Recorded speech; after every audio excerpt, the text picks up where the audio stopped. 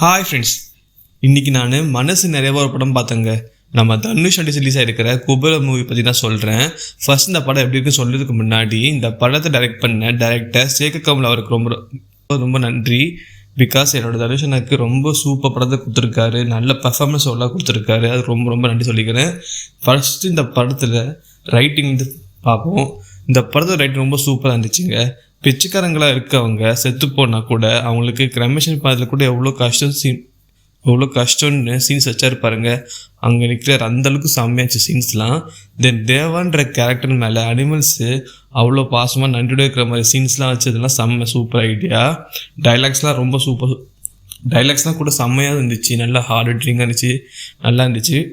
தென் நான் நிறைய தெலுங்கு மூவிஸ்லாம் பார்ப்பேன், அதில் நாகார்ஜுன சாரோட மூவிஸ்லாம் பார்த்துருக்கேன் நிறைய. நான் அவர் நடிக்கிற படம் எல்லாமே செம்ம மாஸாக பில்டப் சீன்ஸாக இருக்கும். ஆனால் அவர் இந்த படத்தில் ரொம்ப சட்டிலாக காட்டியிருக்காங்க. அவர் இந்த கேரக்டரை ஏற்று நடிச்சது ரொம்ப ரொம்ப ஒரு ஹேட்ஸாக சொல்லிக்கணும்.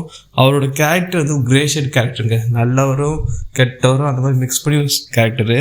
அது ரொம்ப டிஃபிகல்ட்டான கேரக்டர் அதை ப்ளே பண்ணுறதுக்கு அவர் நல்லா ஹேண்டில் பண்ணி வச்சுருந்தார். தென் ரைட்டர்ஸும் நல்லா எழுதிட்டாங்க அவர் கேரக்டரை. தென் ராஷ்மிகா நிறைய படத்தில் ஹீரோயினை வந்து டம்மியாக தான் காட்டுவாங்க, ஆனால் இந்த படத்தில் ராஷ்மிகாவுக்கு ஒரு நல்ல கேரக்டர் கொடுத்துருக்காரு director sir.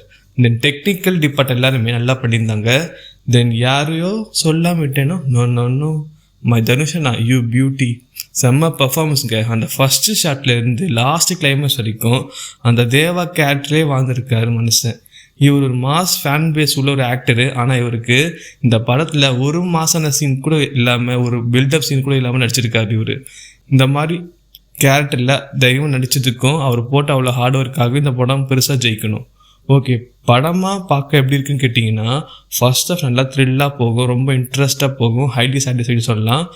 And second half வந்து நல்லா இருந்துச்சு, பட் ஃபர்ஸ்ட் ஹாஃபில் இருந்த அந்த ஸ்பீடு அந்த த்ரில் ஃபேக்டர் கொஞ்சம் கம்மி தான். ஆனால் படமாக பார்க்கும்போது ரொம்ப நல்லா இருந்துச்சு சொல்லலாம். தெலுங்கு படம் தமிழ் படம் மாதிரி ஃபாஸ்ட் ஃபேஸில் இருக்காது, மலையாளம் மூவி மாதிரி ஒரு பேஸில் இருக்கும். ஸோ பட் இந்த படம் எல்லாருக்குமே பிடிக்குமான்னு கேட்டிங்கன்னா கொஞ்சம் டவுட்டு தான். பிகாஸ் சில எலைட் பீப்புள்ஸ் இந்த படம் பார்த்தாங்கன்னா அவங்க இந்த கான்செப்ட் வந்து பிடிக்காம போக சான்ஸ் இருக்குது. ஆனால் இது ஒரு நல்ல மெசேஜ் உள்ள ஒரு படம்.